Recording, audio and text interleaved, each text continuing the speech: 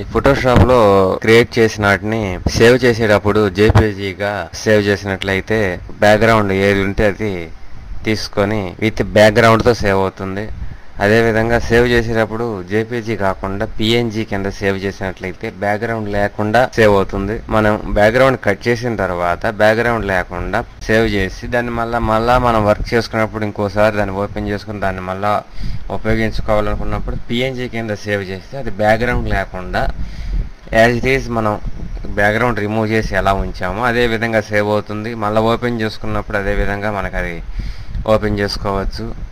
అది ఎలాగో ఇప్పుడు చెప్తాను. ఇప్పుడు టర్మా లేయర్స్ ఆపేస్తున్నాను. ఇప్పుడు ఈ లేయర్ని తీసుకున్నట్లయితే దీన్ని సేవ్ చేసే విధానం చూద్దాం. సేవ్ యాజ్ చేస్తున్నాను. ఈ ఫోల్డర్లోకి ఇది సేవ్ చేద్దాం. జేపీజీ కింద సేవ్ చేస్తున్నాను. మహేష్.jpg. ఓకే. ఇప్పుడు అదేవిధంగా ఇంకోటి సేవ్ చేద్దాం. ఈసారి అదే న్యూ ఫోల్డర్లోకి అదే పేరుతో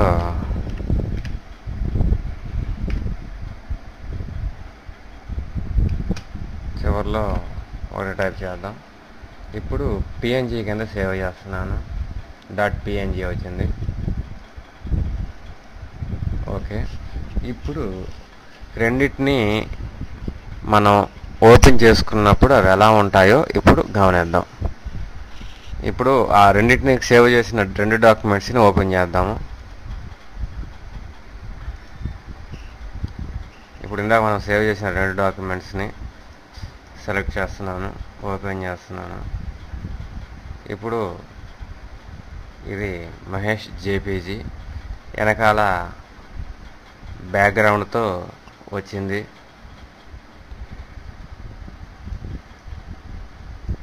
విత్ బ్యాక్గ్రౌండ్తో వచ్చింది. అదేవిధంగా మహేష్.1 అనే పేరుతో పిఎన్జీ ఇక సేవ్ చేసింది.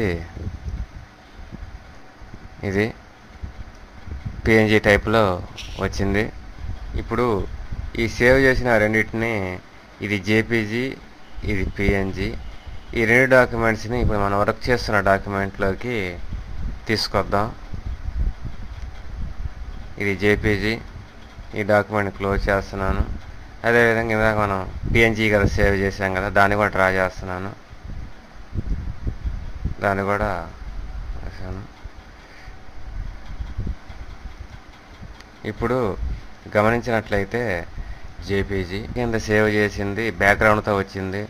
మళ్ళా ఈ లేయర్ని వర్క్ చేసుకోవాలంటే మళ్ళీ బ్యాక్గ్రౌండ్ కట్ చేసుకోవాలి. అదే పిఎన్జీ కింద సేవ్ చేసినట్లయితే ఇది బ్యాక్గ్రౌండ్ లేకుండా వచ్చింది. మళ్ళీ కావాల్సినప్పుడు మనం కావాల్సిన విధంగా మనం వేరే డాక్యుమెంట్లో కానీ వేరే వర్క్లో కానీ మనం ఉపయోగించుకోవచ్చు. కాబట్టి ఒకసారి ఏదైనా బ్యాక్గ్రౌండ్ మనం కట్ చేసి బ్యాక్గ్రౌండ్ రిమూవ్ చేసి దాన్ని సేవ్ చేసేటప్పుడు ఒక అవసరమైతే దాన్ని పిఎన్జీ కింద సేవ్ చేసుకుంటే మళ్ళీ ఇంకోసారి దాన్ని ఉపయోగించుకోవడానికి అనుకూలంగా ఉంటుంది. అదే జేపీజీ కింద సేవ్ చేస్తే అది విత్ బ్యాక్గ్రౌండ్ ఏది ఉంటుంది, ఏమీ లేకపోతే వైట్ బ్యాక్గ్రౌండ్తో అయినా, ఇందాక మనం ఏ బ్యాక్గ్రౌండ్ లేకుండా మనం సేవ్ చేసాం, అది వైట్ బ్యాక్గ్రౌండ్తో వచ్చింది. కాబట్టి జేపీజీ కింద సేవ్ చేసామంటే బ్యాక్గ్రౌండ్తో వస్తుంది. పిఎన్జీ కింద సేవ్ చేసామంటే వితౌట్ బ్యాక్గ్రౌండ్ లేకుండా వస్తుంది. కాబట్టి ఎప్పుడైనా మనం బ్యాక్గ్రౌండ్ రిమూవ్ చేసిన ఒక ఇమేజ్ని సేవ్ చేసుకోవాలనుకున్నప్పుడు పిఎన్జీగా సేవ్ చేసుకుంటే మంచిది. ఇప్పుడు ఈ రెండు లేయర్స్ని ఆపేస్తున్నాను. వేరేగా సేవ్ చేసిన ఒక పిఎన్జీ డాక్యుమెంట్ని ఓపెన్ చేస్తున్నాను.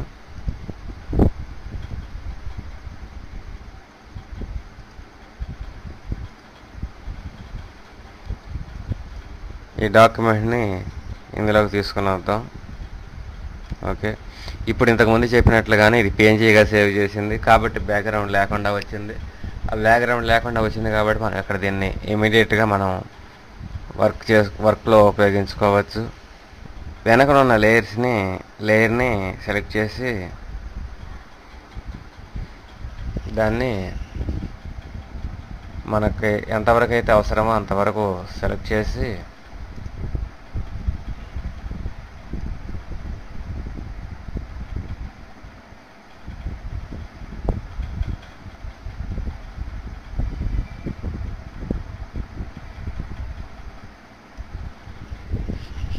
కాపీ చేసి పేస్ట్ చేద్దాం. Copy paste. ఇప్పుడు మనం పేస్ట్ చేసినప్పుడు ఇక్కడ ఒక న్యూ లేయర్ వచ్చింది. ఆ లేయర్ని వయోలిన్ని కిందకి డ్రా చేశాను. కొత్తగా క్రియేట్ చేసిన లేయర్ పైకి జరిగింది, పైకి వచ్చింది. ఇప్పుడు అది ఫ్రంట్ వ్యూలోకి వచ్చింది. ఇక్కడ మీరు విండోలో గమనించినట్లయితే మనం ఏం చేసాము అనేది ఇక్కడ పేస్ట్ చేసిన లేయర్ని ఆపుతున్నాను.